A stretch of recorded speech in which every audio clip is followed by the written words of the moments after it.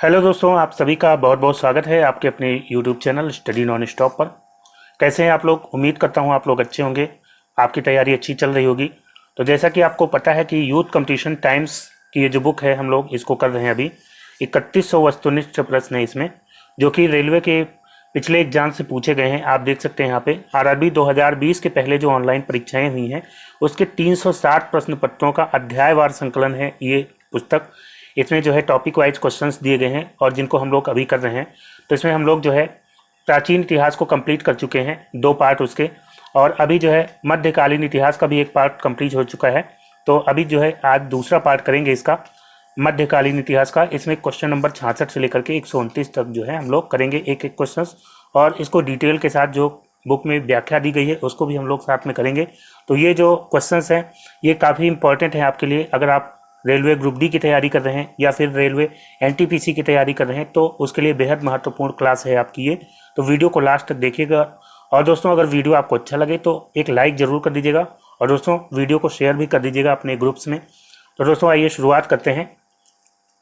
पहला क्वेश्चन है आपके सामने, किसने ग्रांड ट्रंक रोड का पुनर्निर्माण करवाया था? तो दोस्तों ग्रांड ट्रंक रोड या जीटी रोड, या इसको जो है सड़के आजम के नाम से जानते हैं, सड़क ए आजम, किसने बनवाया था इसको? तो आप सभी को पता है कि इसको जो है शेर शाह सूरी ने बनवाया था। शेर शाह सूरी ने इसको बनवाया था। यहाँ पे पूछा गया है इसका पुनर्निर्माण किसने करवाया था? तो इसका जो है पुनर्निर्माण किसने करवाया था? ऑप्शन है डलहौजी, हेनरी, क्लाइव और कॉर्नवालिस। तो दोस्तों इसका जो है पुनर्निर्माण करवाया था डलहौजी ने। यहाँ पे ऑप्शन ए इसका राइट आंसर हो जाएगा। लॉर्ड डलहौजी ने जो है इसका पुनर्निर्माण कराया था। फिर दोस्तों अगला क्वेश्चन लेते हैं। अगला क्वेश्चन क्या है, दीन ए इलाही किसके द्वारा प्रचारित किया गया था? तो दीन ए इलाही धर्म की स्थापना किसने की थी? तो दोस्तों यहाँ पे इसका राइट आंसर हो जाएगा ऑप्शन सी, अकबर। अकबर ने इसकी स्थापना की थी। और कब की थी? तो 1582 में जो है इसकी स्थापना की थी। 1582 में दीन ए इलाही अकबर द्वारा प्रचारित किया गया एक नया धर्म था। तो यहाँ पे सी ऑप्शन इसका राइट आंसर हो जाएगा। फिर दोस्तों नेक्स्ट क्वेश्चन है, किस मुगल सम्राट ने फतेहपुर सीकरी को अपनी राजधानी बनाया था? तो फतेहपुर सीकरी को अपनी राजधानी किसने बनाया था? ऑप्शन है हुमायूं, बाबर, अकबर और औरंगजेब। तो दोस्तों इसका राइट आंसर हो जाएगा ऑप्शन सी, अकबर। अकबर ने जो है फतेहपुर सीकरी को अपनी राजधानी बनाया था। इसने जो है गुजरात विजय के उपलक्ष्य में फतेहपुर सीकरी की स्थापना की थी। फतेहपुर सीकरी की स्थापना गुजरात विजय के उपलक्ष्य में करी थी और इसको जो है अपनी राजधानी बनाया था। तो यहाँ पे सी ऑप्शन राइट आंसर हो जाएगा, अकबर। फिर दोस्तों नेक्स्ट क्वेश्चन लेते हैं। अगला क्वेश्चन क्या है, बीरबल किस मुगल सम्राट के दरबार के सदस्य थे? तो बीरबल जो है किस मुगल सम्राट के दरबार के सदस्य थे? तो आप सभी को पता है कि अकबर के दरबार के नौरत्नों में से एक थे बीरबल। और ये जो है क्या थे? तो ये मुगल दरबार के वजीर ए आजम थे। बीरबल क्या थे? वजीर ए आजम थे। और दोस्तों इनका जो है बचपन का नाम क्या था बीरबल का? तो बीरबल का नाम था महेश दास। महेश दास इनका जो है ओरिजिनल नेम था। और ये बीरबल जो है एकमात्र हिंदू थे जिन्होंने दीन ए इलाही धर्म को अपनाया था। ये जो है एकमात्र हिंदू थे जिन्होंने दीन ए इलाही धर्म को अपनाया था। तो ये भी आप याद रखेंगे। फिर दोस्तों अगला क्वेश्चन लेते हैं। अगला क्वेश्चन क्या है, सेना को मजबूत करने के लिए किसने मनसबदारी प्रथा शुरू की थी? तो मनसबदारी प्रथा ये किसने शुरू की थी? बाबर, औरंगजेब, अकबर या जहांगीर? तो दोस्तों यहाँ पे राइट आंसर जाएगा ऑप्शन सी, अकबर। अकबर की बात करते हैं तो इसका शासनकाल 1556 से लेकर के 1605 तक जो है इसका शासनकाल था। और इसने अपने शासन के 18वें वर्ष जो है 18वें वर्ष 1573 से लेकर के 74 के बीच में मनसबदारी प्रथा को शुरू किया था। मनसबदारी प्रथा जिसमें मनसब का मतलब होता था पद या श्रेणी, यानी कि जो जितने मनसब का अधिकारी होता था, जितने ज़्यादा मनसब का अधिकारी होता था यानी कि वो उतना ऊंचा पद माना जाता था। तो ये जो है सेना को मजबूत करने के लिए मनसबदारी प्रथा शुरू की थी इसने। तो यहाँ पे सी ऑप्शन इसका राइट आंसर है, अकबर। फिर दोस्तों नेक्स्ट क्वेश्चन है, अकबर डैश वर्ष की आयु में पंजाब का शासक बना था? तो अकबर जो है कितने वर्ष की आयु में पंजाब का शासक बना था बताना है। ऑप्शन है 31, 23, 16, 13। तो दोस्तों अकबर की बात करते हैं तो इसका जो पूरा नाम था वो क्या था? इसका पूरा नाम था जलालुद्दीन मोहम्मद अकबर। जलालुद्दीन मोहम्मद अकबर जो है इसका पूरा नाम था। और ये जो है मुगल वंश का कौन सा शासक था? तो ये जो है तीसरा शासक था। ये तीसरा शासक था। इसका जन्म कब हुआ था? तो इसका जन्म जो है, जन्म इसका 15 अक्टूबर 1542 को इसका जन्म हुआ था। कहाँ पे हुआ था? अमरकोट, अमरकोट के राणा वीरसाल के महल में हुआ था। अमरकोट के राणा वीरसाल के महल में इसका जन्म हुआ था। वीरसाल के महल में इसका जन्म हुआ था। और ये जो है 14 फरवरी 1556 को जो है ये गुरदासपुर के कालानौर नामक जगह पे बैरम खां के संरक्षण में इसका राज्याभिषेक किया गया था। कहाँ पे? 14 फरवरी 1556 को कालानौर में जो है बैरम खां के संरक्षण में इसका राज्याभिषेक किया गया था। तो उस समय जो इसकी उम्र थी, इसकी उम्र 13 साल 4 माह थी। तो यहाँ पे राइट आंसर क्या हो जाएगा? ऑप्शन डी यहाँ पे राइट आंसर हो जाएगा। 13 साल की उम्र में जो है ये पंजाब का शासक बना था। फिर दोस्तों अगला क्वेश्चन है, मुगल शासक अकबर का जन्म डैश में हुआ था। तो अकबर का जन्म कहाँ हुआ था? मैंने अभी आपको बताया कि अमरकोट के राणा वीरसाल के यहाँ इसका जन्म हुआ था, वीरसाल के महल में। तो यहाँ पे ऑप्शन ए इसका राइट आंसर हो जाएगा। अमरकोट में इसका जन्म हुआ था 1542 में। फिर दोस्तों नेक्स्ट क्वेश्चन लेते हैं। अगला क्वेश्चन क्या है, किस मुगल शासक ने दीन ए इलाही की शुरुआत की थी? तो दीन ए इलाही की शुरुआत किसने की थी? अकबर ने की थी। ऑप्शन बी है यहाँ पे राइट आंसर जगह। और कब की थी? तो इसने दीन ए इलाही 1582 में दीन ए इलाही धर्म की शुरुआत की थी। और इसको जो है तौहीद ए इलाही के नाम से भी जाना जाता है। दीन ए इलाही को याद रखेंगे, तौहीद ए इलाही के नाम से भी जाना जाता है। और दीन ए इलाही का जो प्रधान पुरोहित था वो कौन था? तो प्रधान पुरोहित जो है दीन ए इलाही धर्म का था अबुल फजल। तो इसको भी याद रखेंगे, अबुल फजल जो है ये प्रधान पुरोहित था, पुरोहित। फिर दोस्तों अगला क्वेश्चन है, निम्नलिखित में से किसने दीन ए इलाही धर्म की स्थापना की? तो देखिए दीन ए इलाही धर्म से बार बार क्वेश्चन पूछा गया है पिछले एग्जाम्स में। तो यहाँ पे अकबर जो है इसका राइट आंसर हो जाएगा। फिर अगला क्वेश्चन है, अकबर के शासनकाल में डैश मुगल साम्राज्य के वित्त मंत्री थे। तो मुगल साम्राज्य के वित्त मंत्री कौन थे अकबर के शासनकाल में, बताना है। तो दोस्तों यहाँ पे राइट आंसर हो जाएगा ऑप्शन ए, राजा टोडरमल। राजा टोडरमल ये जो है अकबर के शासनकाल में मुगल साम्राज्य के वित्त मंत्री थे। तो यहाँ पे ए ऑप्शन राइट आंसर हो जाएगा। फिर नेक्स्ट क्वेश्चन है, 27 अक्टूबर 1605 को फतेहपुर सीकरी में डैश की मृत्यु हुई थी जिन्हें आगरा के सिकंदरा में दफनाया गया था। तो 27 अक्टूबर 1605 को फतेहपुर सीकरी में किसकी मृत्यु हुई थी जिनको आगरा के सिकंदरा में दफनाया गया था? तो दोस्तों यहाँ पे राइट आंसर हो जाएगा ऑप्शन डी, अकबर। अकबर, इनके बारे में आप जानते हैं कि इनका पूरा नाम क्या था? तो इनका पूरा नाम जलालुद्दीन मोहम्मद अकबर था। और इनका जन्म जो है 1542 में हुआ था। 15 अक्टूबर 1542 में इनका जन्म हुआ था। शासनकाल 1556 से लेकर के 1605 तक इनका शासनकाल था। और मृत्यु कब हुई? तो 27 अक्टूबर 1605 को इनकी मृत्यु हो जाती है। तो मृत्यु इनकी होती है फतेहपुर सीकरी में।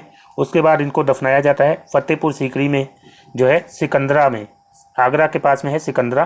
तो वहाँ पे इनको दफनाया जाता है आगरा के पास में सिकंदरा में। तो दोस्तों यहाँ पे डी ऑप्शन इसका राइट आंसर हो जाएगा। और अकबर के काल को हिंदी साहित्य का स्वर्ण काल कहा जाता है। तो ये भी आप याद रखेंगे, हिंदी साहित्य का स्वर्ण काल किसके काल को कहा जाता है? तो अकबर के काल को। फिर दोस्तों अगला क्वेश्चन है, डैश राज्यों को अधिकृत राज्य के रूप में जाना जाता था क्योंकि यहाँ मुगल साम्राज्य पर विजय प्राप्त की गई थी। तो किन राज्यों को इसमें से अधिकृत राज्य के रूप में जाना जाता था क्योंकि यहाँ पे मुगल साम्राज्य पर विजय प्राप्त की गई थी? तो दोस्तों इसका राइट आंसर होगा ऑप्शन बी, अवध, बंगाल और हैदराबाद। इन राज्यों को जो है अधिकृत राज्य के रूप में जाना जाता था क्योंकि यहाँ पर मुगल साम्राज्य पर विजय प्राप्त की गई थी। फिर नेक्स्ट क्वेश्चन लेते हैं, रानी हमीदा बानो बेगम मुगल सम्राट की पत्नी थी। किस मुगल सम्राट की पत्नी थी, बताना है। रानी हमीदा बानो बेगम। तो हमीदा बानो बेगम ये जो है किसकी पत्नी थी? ये हुमायूं की पत्नी थी। तो यहाँ पे राइट आंसर हो जाएगा ऑप्शन डी, हुमायूं की ये पत्नी थी। और ये जो है अकबर की माँ भी थी। हमीदा बानो, इन्होंने जो है नई दिल्ली के दीन पनाह, जिसको पुराना किला भी कहते हैं, उसके निकट हुमायूं के मकबरे का निर्माण इन्होंने कराया था। हुमायूं का जो है, हुमायूं का मकबरा किसने बनवाया था? तो हमीदा बानो बेगम ने जो है हुमायूं का मकबरा बनवाया था। तो ये हुमायूं की पत्नी थी और अकबर की जो है माँ थी। फिर दोस्तों अगला क्वेश्चन लेते हैं, हमीदा बानो बेगम किसकी माँ थी? तो हमीदा बानो बेगम, अभी हमने बात किया कि ये जो है अकबर की माँ थी और हुमायूं की पत्नी थी। और इसके अलावा याद रखिएगा, ये जो है हिंडाल के गुरु मीर अली अकबर की बेटी थी। किसकी बेटी थी हमीदा बानो बेगम?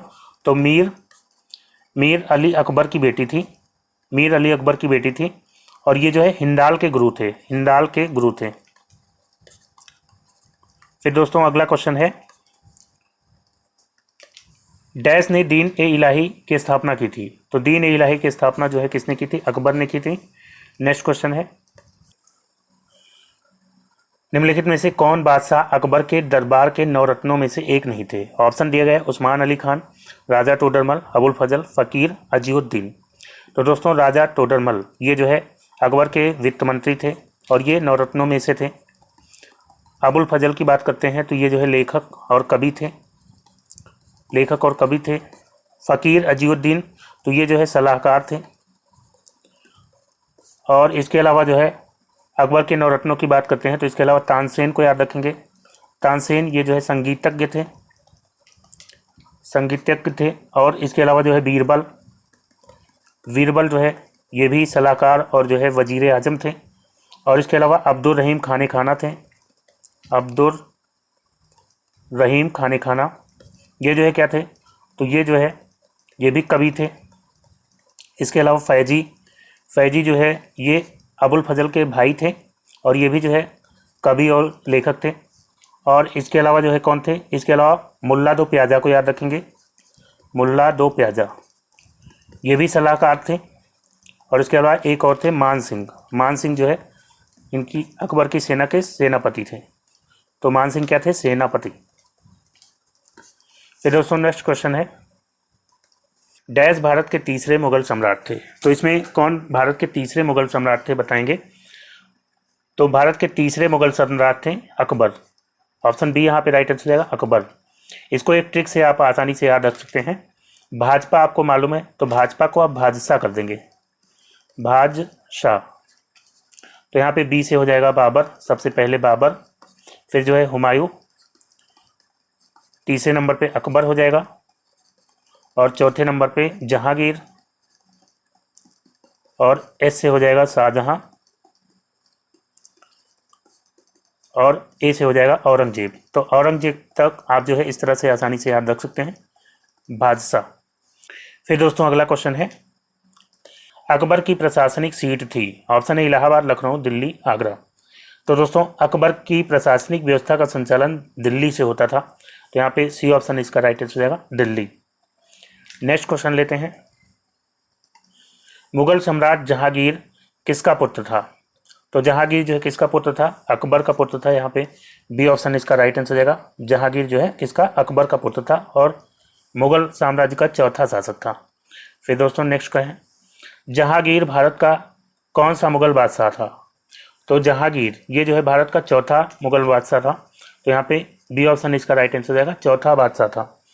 और इसके बचपन का नाम क्या था? तो जहांगीर का जो बचपन का नाम था, बचपन का नाम था सलीम। ये जो है अकबर का उत्तराधिकारी हुआ, चौथा शासक बना मुगल वंश का। और दोस्तों ये जो है कब शासक बना? तो अक्टूबर 1605 में, अक्टूबर जो है 1605 में अकबर की मृत्यु के बाद जो है ये शासक बनता है, गद्दी पर बैठता है।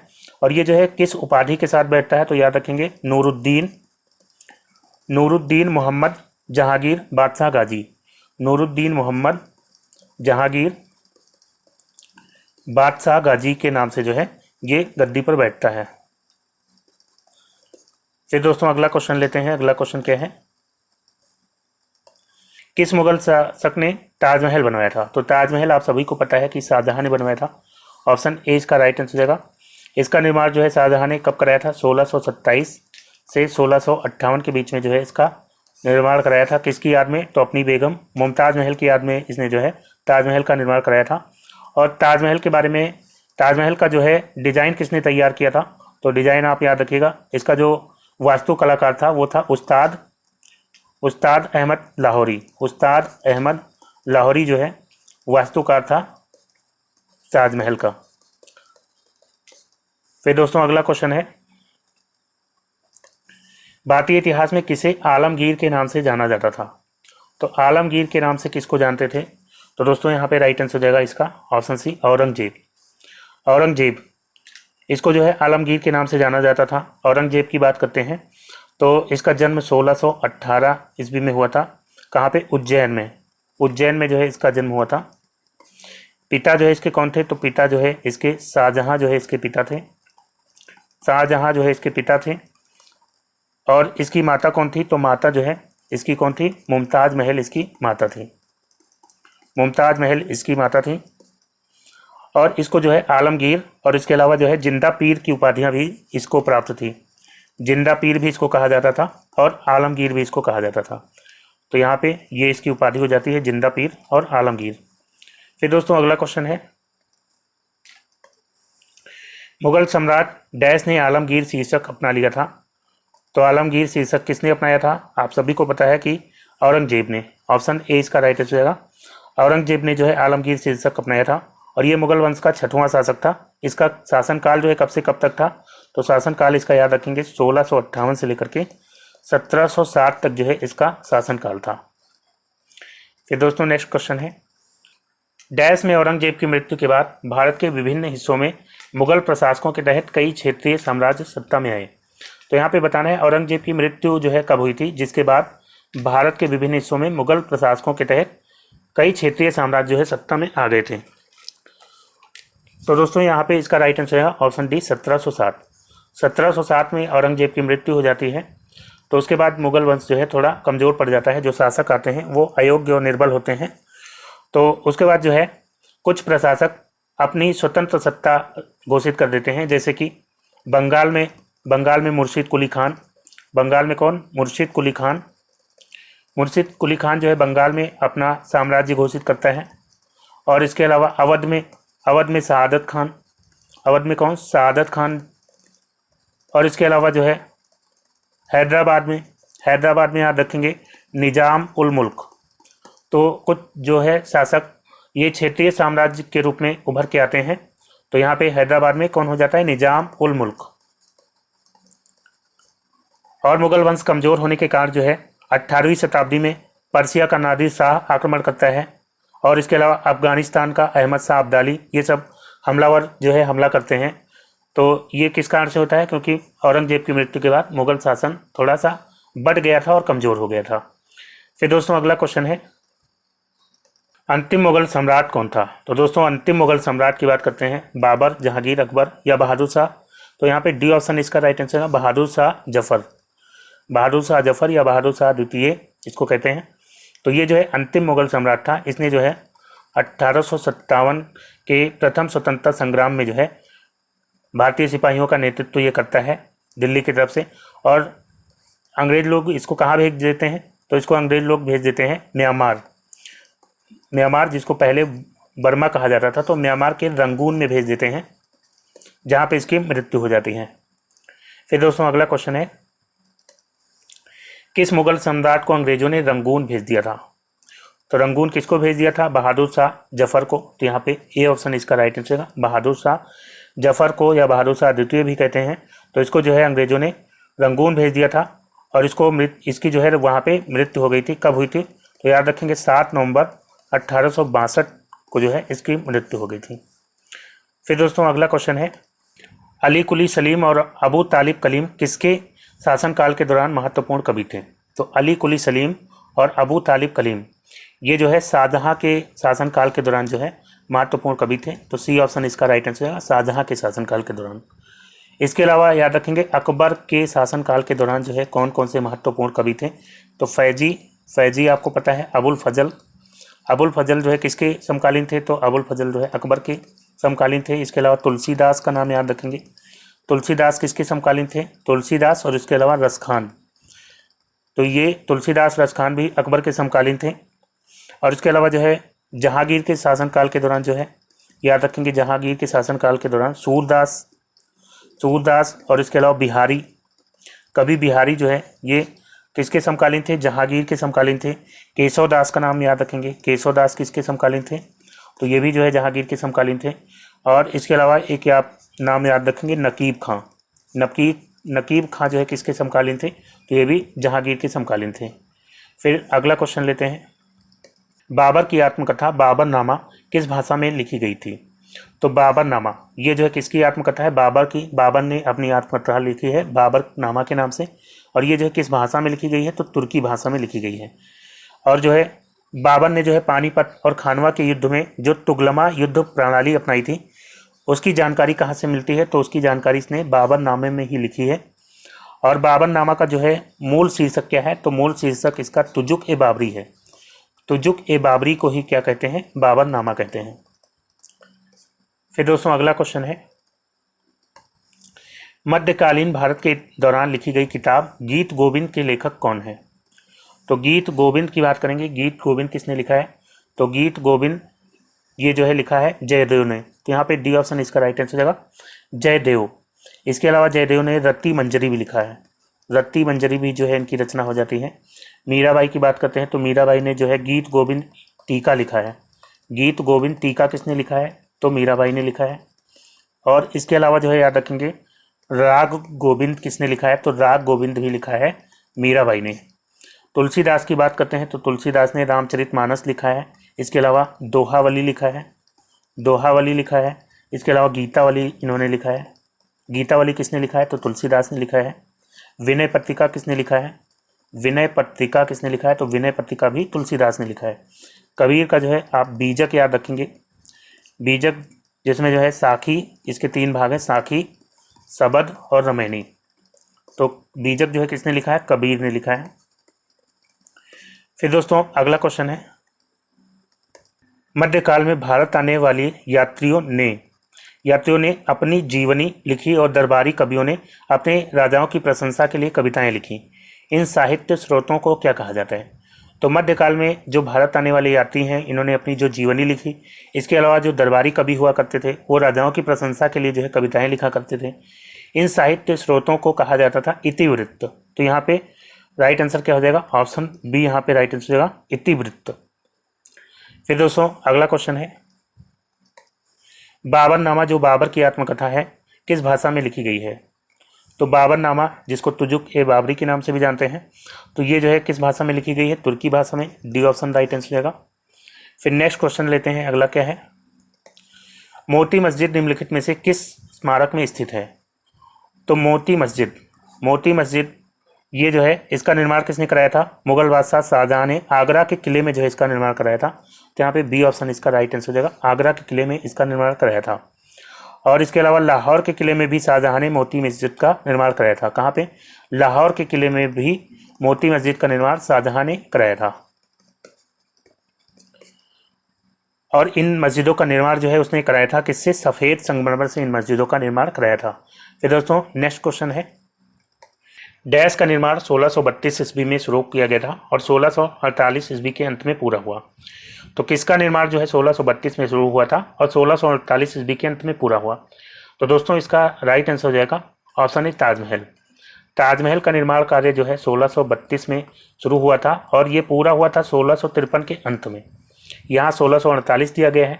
तो जो यूनेस्को वर्ल्ड हेरिटेज सेंटर है उसके अनुसार ताजमहल का जो निर्माण कार्य है वो 1631 में शुरू हुआ और 1648 में जो है समाप्त हुआ था। तो इस हिसाब से जो है 1632 यहाँ से ले सकते हैं और 1648 यहाँ से। तो यहाँ पे ए ऑप्शन इसका ताजमहल इसका राइट आंसर हो जाएगा। और दोस्तों ताजमहल को जो है यूनेस्को के विश्व धरोहर स्थल में कब शामिल किया गया? तो इसका राइट आंसर हो जाएगा 1983 में जो है ताजमहल को यूनेस्को विश्व विरासत स्थल में शामिल किया गया था। फिर दोस्तों अगला क्वेश्चन है, जयपुर की विख्यात इमारत हवा महल एक बहुस्तरीय महल सवाई प्रताप सिंह द्वारा डैश में बनाई गई थी। तो हवा महल जो है ये कब बनवाया गया ये बताना है यहाँ पे। तो हवा महल की बात करते हैं जो कि एक प्रसिद्ध राजसी महल है। इसका निर्माण जो है जयपुर के राजा सवाई प्रताप सिंह ने इसका निर्माण कराया था। कब कराया था? तो 1799 में इसका निर्माण कराया था। ये जो है 5 मंजिला इमारत है और कहाँ पे है? तो ये जयपुर में है। जयपुर में जो है जौहर बाजार पड़ता है तो उसके पास में ये है। कहाँ पे? जौहर बाजार के पास में ये हवा महल है। और इसमें जो है कितने झरोखे हैं? तो 950 से अधिक जो है इसमें झरोखे हैं। और इसका डिजाइन किसने तैयार किया था? तो लालचंद उस्ताद ने जो है इसका डिजाइन तैयार किया था। और किससे बनी है ये जो हवा महल है, ये इमारत किससे बनी है? तो लाल गुलाबी बलुआ पत्थर से, लाल गुलाबी बलुआ पत्थर से जो है इसका निर्माण किया गया है। फिर दोस्तों अगला क्वेश्चन लेते हैं। अगला क्वेश्चन क्या है?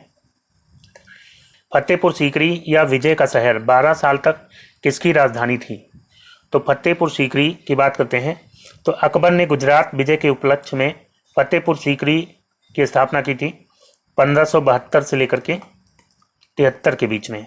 गुजरात विजय के उपलक्ष्य में जो इसने फतेहपुर सीकरी जो है अपनी राजधानी को स्थानांतरित किया था, और ये जो है 1572 से लेकर के 1585 तक जो है अकबर की राजधानी रही थी। तो यहाँ पे सी ऑप्शन इसका राइट आंसर रहेगा। फिर दोस्तों अगला क्वेश्चन लेते हैं। फतेहपुर सीकरी का निर्माण किसने किया था? तो फतेहपुर सीकरी का निर्माण किसने किया था? तो अकबर ने जो है फतेहपुर सीकरी का निर्माण किया था। फिर दोस्तों अगला क्वेश्चन है, मोती मस्जिद या पर्ल मस्जिद डैश किले की सबसे सुंदर संरचना है? तो मोती मस्जिद या इसको पर्ल मस्जिद भी कहते हैं, ये जो है किस किले की सबसे सुंदर संरचना है? तो मोती मस्जिद या पर्ल मस्जिद ये जो है दिल्ली के लाल किले में बनवाया था औरंगजेब ने। किसने बनवाया था? औरंगजेब ने बनवाया था दिल्ली के लाल किले में, जिसको रेड फोर्ट भी कहते हैं। तो लाल किले के अंदर जो है बनवाया था। तो इसका राइट आंसर क्या हो जाएगा? ऑप्शन ए इसका राइट आंसर होगा। ये जो है लाल किले की सबसे सुंदर संरचना है। फिर दोस्तों अगला क्वेश्चन लेते हैं। लाल बलुआ पत्थर का कौन सा प्रसिद्ध किला मुगल शासकों के शाही शहर को घेरता है, जिसमें जहांगीर महल, खास महल, दीवाने खास और 2 खूबसूरत मस्जिदें भी शामिल हैं? तो दोस्तों इसका राइट आंसर हो जाएगा आगरा फोर्ट। आगरे का किला जो है लाल बलुआ पत्थर से बना हुआ है, और इसको किसने बनवाया था? तो इसको अकबर ने बनवाया था। अकबर ने जो है आगरे का लाल किला बनवाया था, और ये जो है मुगल शासकों के शाही शहर को घेरता है, और इसमें जो है जहांगीर महल भी है, खास महल भी है, दीवाने खास भी है, और इसके अंदर 2 खूबसूरत मस्जिदें भी हैं। तो यहाँ पे ए ऑप्शन राइट आंसर है आगरा फोर्ट। फिर नेक्स्ट क्वेश्चन लेते हैं। अगला क्या है? निम्नलिखित में से कौन सा एक किसी मृत व्यक्ति का स्मारक नहीं है? तो इसमें से कौन सा जो है किसी मृत व्यक्ति का स्मारक नहीं बताना है? ऑप्शन दिया गया है बीबी का मकबरा। तो बीबी का मकबरा ये जो है दिलरास बानो बेगम का ये मकबरा हो जाता है। और इसको किसने बनवाया था? तो इसको जो है औरंगजेब का बेटा आजम शाह ने इसको बनवाया था। आजम शाह जो कि औरंगजेब का बेटा था, उसने जो है अपनी माँ की याद में, माँ जो है इसकी कौन थी? दिलरास बानो बेगम की याद में जो है इसने बीबी का मकबरा बनवाया था। इसको जो है ताजमहल की फूहड़ नकल भी कहा जाता है। ताजमहल ये जो है आपको पता ही है कि ये मुमताज़ महल का मकबरा था, जिसको शाहजहाँ ने बनवाया था। चार मीनार की बात करते हैं तो ये जो है कोई मृत व्यक्ति का मकबरा नहीं है। इसके अलावा एतमाउद दौला का मकबरा, एतमाउद दौला का मकबरा ये जो है किसका मकबरा है? तो ये मिर्ज़ा गियास बेग का जो है मकबरा है। मिर्ज़ा गियास बेग कौन थे? तो ये जो है नूरजहाँ के पिता थे। तो नूरजहाँ ने ही इसको जो है बनवाया था। नूरजहाँ ने अपने पिता की याद में एतमाउद दौला का मकबरा जो है बनवाया था। तो यहाँ पे राइट आंसर क्या हो जाएगा? किसी मृत व्यक्ति का मकबरा कौन सा नहीं है? तो चार मीनार इसका राइट आंसर होगा। चार मीनार जो है कहाँ पे है? तो इसका निर्माण जो है मोहम्मद कुली कुतुब शाह ने करवाया था। और ये कहाँ पे है? तो ये चार मीनार है आपकी हैदराबाद में। निर्माण इसका किसने कराया था? तो कुली कुतुब शाह ने जो है इसका निर्माण कराया था। किसने? कुली कुतुब शाह। फिर दोस्तों अगला क्वेश्चन है, चार मीनार का निर्माण निम्नलिखित में से किस व्यापक रूप से फैली बीमारी के उन्मूलन के लिए किया गया था? तो चार मीनार का निर्माण जो है किसने कराया था? तो इसका निर्माण कराया था मोहम्मद कुली कुतुब शाह ने। मोहम्मद कुली कुतुब शाह ने इसका निर्माण कराया था। और इसके निर्माण के बारे में मान्यता है कि प्लेग उन्मूलन की याद में जो है इसको शहर के मध्य में बनवाया गया था। कहाँ पे बनवाया गया था? तो इसका निर्माण जो है 1591 में तेलंगाना के शहर हैदराबाद में जो है इसका निर्माण कराया गया था। तो दोस्तों यहाँ पे राइट आंसर क्या हो जाएगा? इसको जो है प्लेग के उन्मूलन की याद में बनवाया गया था। तो यहाँ पे बी ऑप्शन इसका राइट आंसर है, प्लेग। फिर दोस्तों अगला क्वेश्चन है, निम्नलिखित में से कौन सी धार्मिक और धर्मनिरपेक्ष दोनों रूप से प्रसिद्ध ऐतिहासिक इमारत उत्तर प्रदेश के फतेहपुर सीकरी शहर में नहीं है? ऑप्शन है बुलंद दरवाज़ा। तो बुलंद दरवाज़ा जो है ये अकबर ने बनवाया था, और ये कहाँ पे है? फतेहपुर सीकरी में है। सलीम चिश्ती की दरगाह ये भी फतेहपुर सीकरी में है और अकबर ने बनवाया था। दीवाने खास तो ये तो आगरे के किले में है, और इसको किसने बनवाया था, तो इसको शाहजहां ने बनवाया था। और अगर हम बात करते हैं कुतुब शाही मकबरा की, तो कुतुब शाही मकबरा ये कहाँ पे है, तो ये हैदराबाद में है। ये हैदराबाद में है, हैदराबाद तेलंगाना, और हैदराबाद में इब्राहिम बाग में है। कुतुब शाही मकबरा ये इब्राहिम बाग हैदराबाद में है। तो ये उत्तर प्रदेश में नहीं है, बाकी जो है सभी उत्तर प्रदेश में है। तो यहाँ पे डी ऑप्शन इसका राइट आंसर रहेगा। फिर दोस्तों अगला क्वेश्चन है, निम्नलिखित में से कौन फतेहपुर सीकरी में एक ऐतिहासिक स्मारक नहीं है। तो यहाँ पे भी बताना है कौन सी इमारत फतेहपुर सीकरी में नहीं है। बुलंद दरवाज़ा ये फतेहपुर सीकरी में है, इबादत खाना भी है और पंचमहल भी है। गोल गुम्बद की बात करते हैं तो ये कहाँ पे है, तो ये जो है बीजापुर के सुल्तान अहमद आदिल शाह का मकबरा है। किसका, अहमद आदिल शाह का मकबरा है ये। और कहाँ पे है ये, तो ये कर्नाटक में बीजापुर है, वहाँ पे है। कहाँ पे, बीजापुर में है। तो दोस्तों यहाँ पे यही इसका राइट आंसर है, गोल गुम्बद। गोल गुम्बद जो कि बीजापुर में है और कर्नाटक राज्य में। फिर दोस्तों अगला क्वेश्चन लेते हैं, महाराष्ट्र में अवस्थित मुरुद जंजीरा किला चारों ओर किससे घिरा है। तो मुरुद जंजीरा किला ये जो है महाराष्ट्र के रायगढ़ जिले में है। महाराष्ट्र के रायगढ़ जिले में है। और रायगढ़ जिले में एक गांव पड़ता है मुरुड, मुरुड गांव पड़ता है। तो मुरुड जो कि तटीय गांव है, तो वहीं पे ये पड़ता है मुरुद जंजीरा किला, जो कि ऐसा एकमात्र किला है भारत का जो कि पश्चिमी तट पर है, जो कि कभी जीता नहीं गया। और इसका निर्माण किसने कराया था, तो अहमदनगर सल्तनत के मलिक अंबर की देखरेख में इसका निर्माण किया गया था। और दोस्तों ये जो है 22 एकड़ के क्षेत्र में फैला हुआ है और चारों ओर समुद्री जल से घिरा हुआ है। तो यहाँ पे डी ऑप्शन इसका राइट आंसर जाएगा, चारों ओर जल से घिरा हुआ है। और ये जो है 40 फुट ऊंची दीवारों से घिरा हुआ है और अरब सागर में एक द्वीप पर स्थित है। और इसकी जो नींव है वो 20 फीट गहरी है। और इस किले में जो है एक मीठे पानी की झील भी है। इस किले के अंदर जो है एक मीठे पानी की झील भी है और खुद जो है एक द्वीप पर है और चारों ओर जल से घिरा है। फिर दोस्तों अगला क्वेश्चन है, मुगल सम्राट हुमायूं का मकबरा डैश में है। तो हुमायूं का मकबरा जो है कहाँ पे है, काबुल, दिल्ली या हैदराबाद या कुल्दाबाद। तो इसका राइट आंसर हो जाएगा ऑप्शन बी, दिल्ली। हुमायूं का मकबरा कहाँ पे है, दिल्ली में है। दिल्ली का जो दीन पनाह है, दीन पनाह जिसको पुराना किला भी कहते हैं, तो पुराने किले के पास में निजामुद्दीन औलिया की दरगाह के पास में जो है हुमायूं का मकबरा है। और हुमायूं का मकबरा जो है किसने बनवाया था, तो हुमायूं का मकबरा जो है 1570 में हाजी बेगम ने कराया था। हाजी बेगम जो कि इनकी पत्नी थी, तो इन्होंने जो है 1570 में जो है हुमायूं का मकबरा बनवाया था दिल्ली में। तो यहाँ पे बी ऑप्शन इसका राइट आंसर हो जाएगा। फिर दोस्तों अगला क्वेश्चन है, हवा महल का निर्माण किसने किया था। तो हवा महल का निर्माण किसने कराया था, इसकी बात हम लोग पहले कर चुके हैं। हवा महल जो कि जो है जयपुर में है, जौहर बाजार के पास में।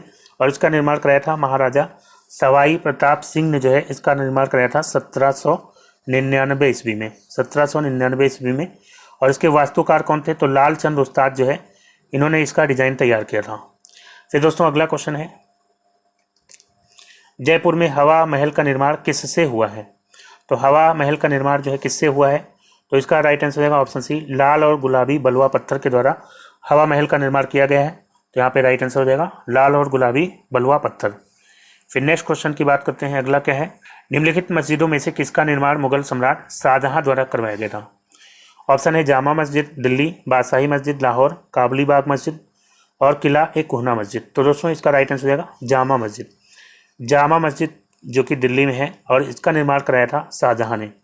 कब कराया था, तो 1656 में जो है इसका निर्माण कराया था।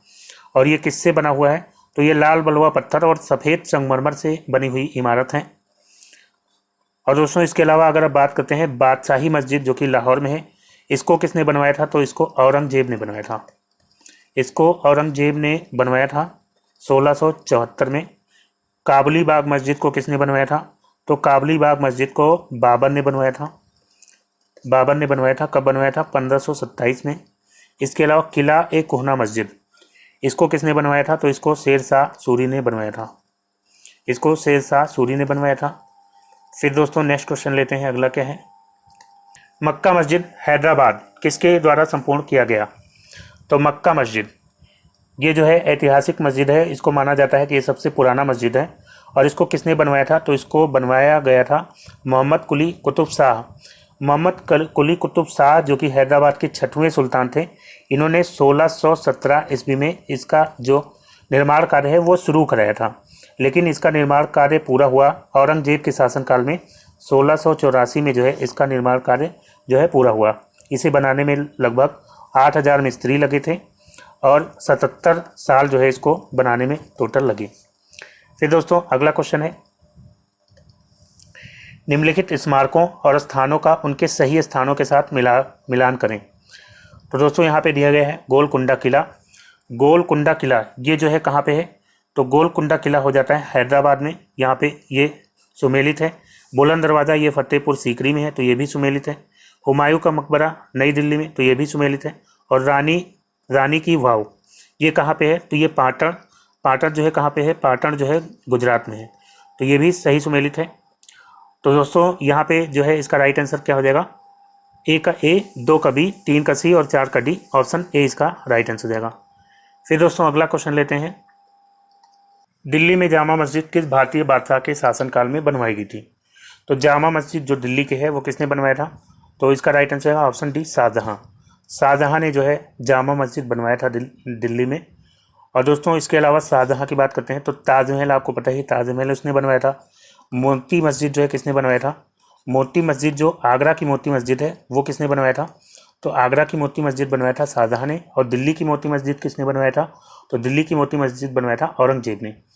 और इसके अलावा अगर हम बात करेंगे लाल किला जो दिल्ली का है वो किसने बनवाया था, तो लाल किला बनवाया था शाहजहां ने। और इसके अलावा जो है तख्ते ताउस या जिसको मयूर सिंहासन के नाम से जानते हैं उसको किसने बनवाया था, तो उसको भी शाहजहां ने बनवाया था। और उसमें जो कोहिनूर हीरा है वो किसने जड़वाया था, तो वो भी शाहजहां ने जड़वाया था। फिर दोस्तों अगला क्वेश्चन है, दिल्ली में जामा मस्जिद का निर्माण किसने किया, तो जामा मस्जिद का निर्माण किसने किया था, शाहजहां ने। नेक्स्ट क्वेश्चन लेते हैं, गुरु नानक देव जी ने सिख धर्म की स्थापना किस शताब्दी में की थी, तो सिख धर्म की स्थापना की थी गुरु नानक देव जी ने। और इन्होंने जो है पंजाब में 15वीं शताब्दी में जो है 15वीं शताब्दी में सिख धर्म की स्थापना की थी, तो यहाँ पे बी ऑप्शन इसका राइट आंसर हो जाएगा। गुरु नानक देव जी ने 15वीं शताब्दी में सिख धर्म की स्थापना की थी। और लंगर व्यवस्था जो है सिख धर्म में किसने चलाई थी, तो लंगर व्यवस्था जो है गुरु नानक ने ही चलाई थी, गुरु नानक ने ही लंगर व्यवस्था चलाई थी। लेकिन इसको स्थायी किसने किया, तो इसको अस्थायी किया था गुरु अंगद देव ने। गुरु अंगद देव ने जो है इसको अस्थायी किया था।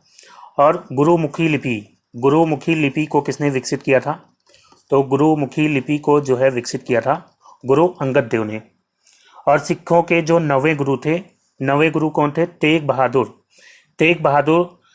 की हत्या जो है किसने करवाई थी, तो तेग बहादुर की हत्या करवाई थी औरंगजेब ने। तेग बहादुर जो कि 9वें गुरु थे और इनकी जो है हत्या किसने कराई थी, तो औरंगजेब ने इनकी हत्या कराई थी। और इसके अलावा जो है सिखों के 10वें और अंतिम गुरु कौन थे, तो सिखों के 10वें अंतिम गुरु कौन थे, गुरु गोविंद सिंह जो है सिखों के अंतिम गुरु थे। और इन्होंने जो है किस पंथ की स्थापना की थी, तो इन्होंने जो है खालसा पंथ की स्थापना की थी। तो ये सब भी एग्जाम में पूछे जाते हैं, तो इनको आप याद रखेंगे।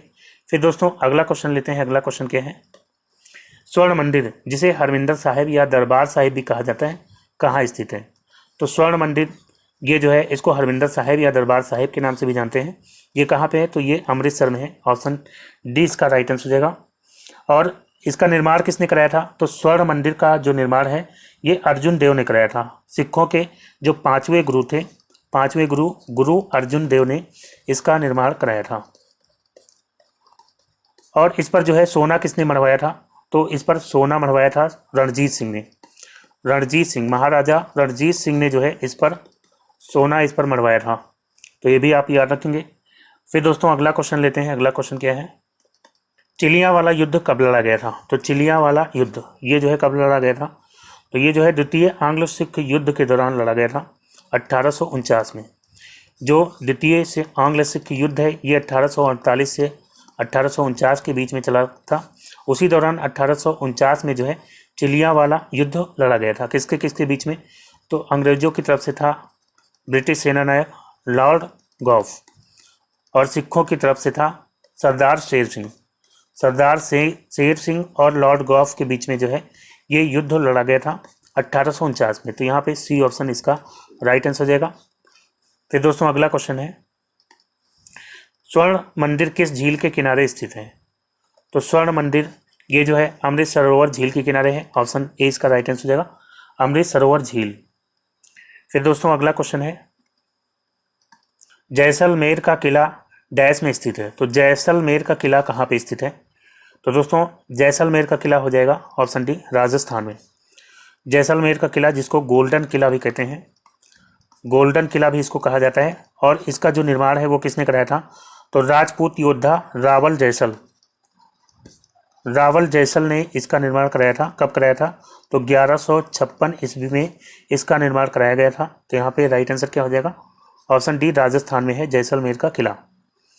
फिर दोस्तों अगला क्वेश्चन है, गोलकुंडा किले का निर्माण किस शताब्दी में काकतीय वंश के शासकों द्वारा किया गया था?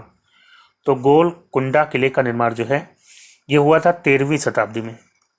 13वीं शताब्दी में इसका निर्माण काकतीय शासकों के द्वारा कराया गया था। और ये कहाँ पे है? तो ये हैदराबाद में है। तो यहाँ पे राइट आंसर क्या हो जाएगा? ऑप्शन डी इसका राइट आंसर जाएगा। 13वीं शताब्दी में जो है इसका निर्माण कराया गया था। कहाँ पे? हैदराबाद में। फिर दोस्तों अगला क्वेश्चन है, मध्ययुगीन काल में सरकी राजाओं ने एटाला मस्जिद को डैश में बनवाया था। तो एटाला मस्जिद को सरकी राजाओं ने कहाँ बनवाया था? तो इसका राइट आंसर होगा ऑप्शन बी, जौनपुर। जौनपुर की बात करते हैं तो जौनपुर जो है उत्तर प्रदेश का एक प्रमुख ऐतिहासिक नगर है। और ये जो है सरकी शासकों की राजधानी भी हुआ करता था। सरकी शासकों की राजधानी भी ये हुआ करता था। और अटाला मस्जिद ये जौनपुर में स्थित एक मस्जिद है। और इस मस्जिद का निर्माण जो है सरकी राजवंश के इब्राहिम शाह ने कराया था। किसने कराया था? इब्राहिम शाह ने जो है इसका निर्माण कराया था, जो कि एक सरकी शासक था। और कब कराया था? तो इसने जो है 1408 में इस मस्जिद का निर्माण कराया था। और इस मस्जिद में जो है याद रखिएगा, मीनारे जो है इस मस्जिद में नहीं है। पहले जो ये मस्जिद है ये पहले मंदिर हुआ करती थी। जौनपुर का अटाला देवी मंदिर हुआ करता था ये। इसको जो है इब्राहिम शाह ने मस्जिद बना दिया। तो याद रखेंगे यहाँ पे बी ऑप्शन इसका राइट आंसर होगा, जौनपुर। फिर दोस्तों अगला क्वेश्चन है, निम्नलिखित संगीतकारों में से वो कौन है जो 1253 से 1325 ईस्वी तक जीवित थे, जिन्हें पारंपरिक तबला और सितार के आविष्कारक के रूप में जाना जाता है? तो तबला और सितार का आविष्कार किसने किया था? तो अमीर खुसरो ने जो है तबला और सितार का आविष्कार किया था। और इसका जो है पूरा नाम क्या था? तो इसका जो पूरा नाम था वो था अबुल हसन यामिनुद्दीन खुसरो। ये जो है इसका पूरा नाम था। और इसने जो है तबले का आविष्कार किया था, इसके अलावा सितार का, इसके अलावा कव्वाली का आविष्कार किसने किया था? तो कव्वाली का आविष्कार इसने किया था। इसने खड़ी बोली का जनक भी इसको कहते हैं। और इसके बारे में कहा जाता है इसने 7 सुल्तानों का शासन देखा था। और इसकी एक उपाधि है तोताए हिंद। तोताए हिंद किसको कहा जाता है? तो तोताए हिंद कहा जाता है अमीर खुसरो को।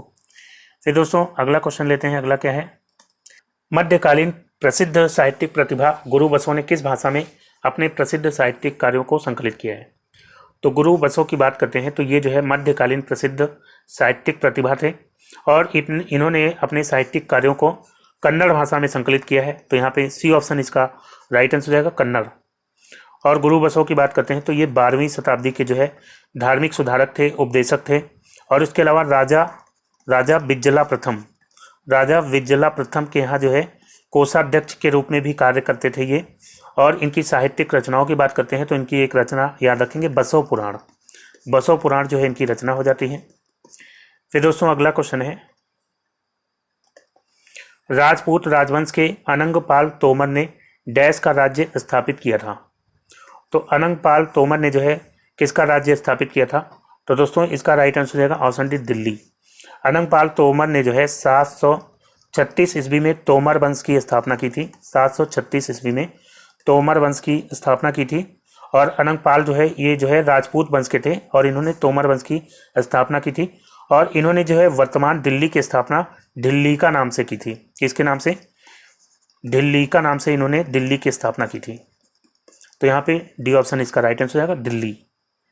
फिर दोस्तों अगला क्वेश्चन लेते हैं। अगला क्या है, भारत में मध्यकाल डैश शताब्दी से शुरू होता है और डैश शताब्दी में समाप्त होता है। तो भारत में मध्यकाल किस शताब्दी से किस शताब्दी तक चलता है बताना है। तो दोस्तों मध्यकालीन इतिहास की बात करते हैं भारत के, तो ये 8वीं शताब्दी से शुरू होता है। 8वीं शताब्दी से शुरू होता है और ये 18वीं शताब्दी में समाप्त होता है। तो यहाँ पे राइट आंसर क्या हो जाएगा, ऑप्शन बी इसका राइट आंसर हो जाएगा, 8वीं से 18वीं। और जो मध्यकालीन इतिहास है ये दो भागों में विभाजित किया जाता है। एक तो होता है मध्यकालीन युग जो कि मध्यकालीन युग 8वीं से 11वीं शताब्दी तक होता है, और उसके बाद गत मध्यकालीन युग होता है जो कि 11वीं से 18वीं तक। तो ये दो भागों में विभाजित है मध्यकालीन इतिहास भारत का। फिर दोस्तों अगला क्वेश्चन लेते हैं। अगला क्या है, पिंजौर गार्डन जिसे यादवेंद्र गार्डन भी कहा जाता है डैश से 20 किलोमीटर की दूरी पर स्थित है। तो यादवेंद्र गार्डन या पिंजौर गार्डन ये कहाँ पे स्थित है, किस शहर से 20 किलोमीटर की दूरी पर स्थित है? तो दोस्तों इसका राइट आंसर होगा ऑप्शन है चंडीगढ़। पिंजौर गार्डन की बात करते हैं तो इसको यादवेंद्र गार्डन भी कहते हैं, और इस गार्डन का निर्माण जो है किसने कराया था, तो इसका निर्माण जो है औरंगजेब ने कराया था। किसने इसका निर्माण कराया था, औरंगजेब ने जो है अपने शासनकाल के दौरान इसका निर्माण करवाया था, और इसको जो है पहले मुगल गार्डन के नाम से भी जाना जाता था। तो यहाँ पे ए ऑप्शन इसका राइट आंसर है, चंडीगढ़ से 20 किलोमीटर की दूरी पर स्थित है पिंजौर गार्डन या यादवेंद्र गार्डन। फिर दोस्तों अगला क्वेश्चन लेते हैं, चश्मे शाही डैश में स्थित पूर्व मुगल बागों में से एक है। तो चश्मे शाही ये कहाँ पे स्थित है जो कि पूर्व मुगल बागों में से एक है? तो चश्मे शाही उद्यान ये कश्मीर के श्रीनगर में स्थित एक प्राचीन उद्यान है। तो यहाँ पे ऑप्शन ए इसका राइट आंसर हो जाएगा। ये कहाँ पे है, कश्मीर में, और इसको जो है 1632 में अली मर्दन खान ने बनवाया था। किसने, अली मर्दन खान ने इसको बनवाया था। और ये जो उद्यान है इसको रॉयल स्प्रिंग के नाम से भी जाना जाता है। किस नाम से, रॉयल स्प्रिंग के नाम से जाना जाता है चश्मे शाही उद्यान को। तो दोस्तों आज का वीडियो यहीं पे समाप्त करता हूँ। तो आज जो है मध्यकालीन इतिहास समाप्त हो जाता है। अब अगला जो टॉपिक होगा वो होगा आधुनिक इतिहास, जिसको हम लोग कल से शुरू करेंगे। तो दोस्तों अगर वीडियो आपको अच्छा लगा हो तो लाइक और शेयर जरूर करिएगा, और जो दोस्त नए हैं चैनल पर गुजारिश करूंगा आप चैनल को सब्सक्राइब करके नोटिफिकेशन बेल को ऑन कर लीजिए, ताकि जैसे ही वीडियो अपलोड हो आपको उसका नोटिफिकेशन मिल जाए। तो मिलते हैं अगले वीडियो में, तब तक के लिए good bye and take care.